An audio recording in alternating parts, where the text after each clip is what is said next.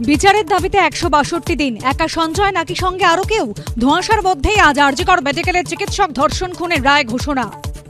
দিনের পর দিন অন্ধকারে রেখেছে সিবিআই, কিছুই জানায়নি। রায় ঘোষণার আগে তীব্র ক্ষোভ তিলোত্তমার মা বাবার। সবচেয়ে আশ্চর্য বিষয় যে সুপ্রিম কোর্টের সামনে দাঁড়িয়ে এত মিথ্যা কথা বলা যায়। বাড়িতে তল্লাশির পর আরজিকর আন্দোলনে অন্যতম মুখ আশফাকুল্লাহকে এবার পুলিশের সমন। সোমবার ইলেকট্রনিক্স কমপ্লেক্স থানায় তলব। হিংসা পরায়ণতার জায়গাতে নিয়ে গিয়ে আইন এখনো পর্যন্ত আছে।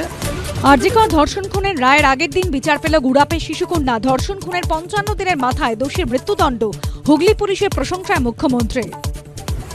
মমতার পর হুমায়ুন, ফের নিশানায় কার্তিক মহারাজ। কার্যত সন্ত্রাসবাদী তকমা দিয়ে অশান্তিতে উস্কানির অভিযোগ। পাল্টা পদক্ষেপের হুঁশিয়ারি কার্তিক মহারাজের। সন্তোষপুরে তৃণমূল কাউন্সিলর অনন্যার হাতিবাড়ি বেআইনি নির্মাণের অভিযোগ মানতে নারাজ মেয়র। বাড়ির সঙ্গে আরেকটি বাড়ি লেগে আছে, কোনো ছাড় নেই। পুরসভাকে চ্যালেঞ্জ ভেঙে দিয়ে দেখ। মধ্যরাতে বান্দ্রার ফ্ল্যাটে আক্রান্ত সেফ, এখনো রহস্য। 56 মিনিট ফ্ল্যাটে জানতেই পারল না কেউ। সিসি ক্যামেরা বন্ধে হামলাকারী, তাও হদিশ পেল না পুলিশ।